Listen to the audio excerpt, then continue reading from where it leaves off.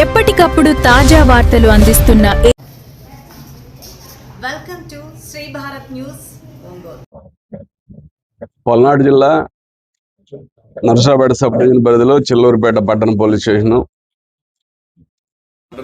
పరిధిలో days back ఈ షేక్ హసీనా అనే అమ్మాయి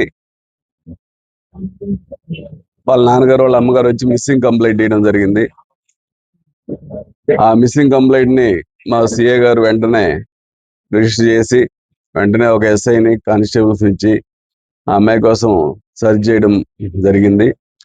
అయితే వాళ్ళ తల్లిదండ్రులతో మాట్లాడినప్పుడు వాళ్ళు కొంచెం అనుమానించారు, ఫలానా అతనితోటి కొంచెం మా అమ్మాయి క్లోజ్గా ఉంటుంది అంటే బాల సైదులు అని చెప్పి చెప్పడం జరిగింది. వాళ్ళు ఆ బాల సైదులు ఎక్కడ వాడంటే కారంపూడి మండలం ఇనపరాజుపల్లి విలేజ్.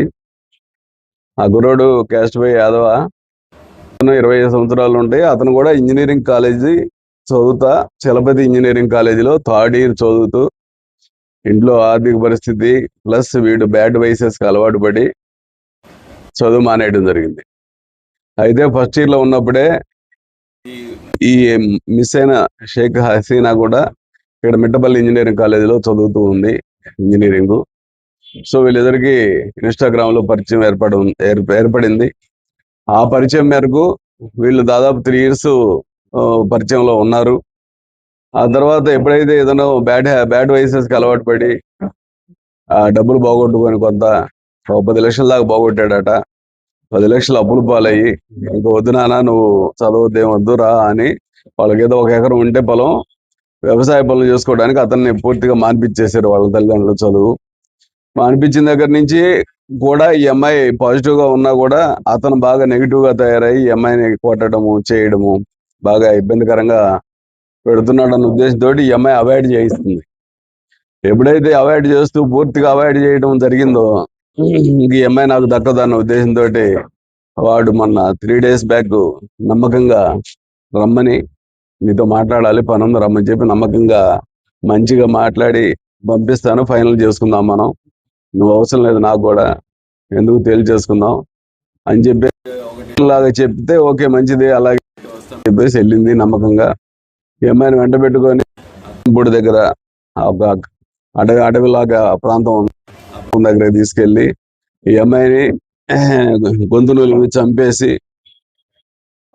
చంపిన తర్వాత వీడు ముందే తెచ్చుకున్నటువంటి ఉద్దేశపూర్వకంగా ఆ పెట్రోలు బండిలో దాదాపు ఒక 2 లీటర్లు దాన్ని పోసి కాల్చేసి దాదాపు అక్కడ 2 గంటలు దగ్గరే ఉండి, ఎందుకంటే ఐసోలేటెడ్ ప్లేస్ అయినందువల్ల ఎవరు కూడా చూడలేదు, పూర్తిగా దాదాపు 90% కాలిన దాకా దగ్గరే ఉండి ఇతను అక్కడి నుంచి వెళ్ళిపోతూ వాళ్ళ అమ్మగారికి ఫోన్ చేశాడు.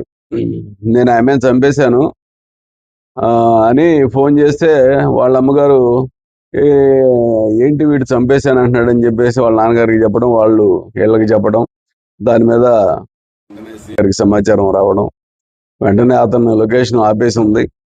అయితే అతని ఇన్స్టాగ్రామ్ అయితే అతను ATM కార్డు ద్వారా వెంటనే మా సిఏ గారు ఆయన ఆధ్వర్యంలో వాళ్ళ ఎస్ఐలు వెళ్ళి వాడిని కారంపొడి దగ్గరే ఎక్కడైతే జరిగిందో దానికి దగ్గరగా ఇతను ఒక హైడింగ్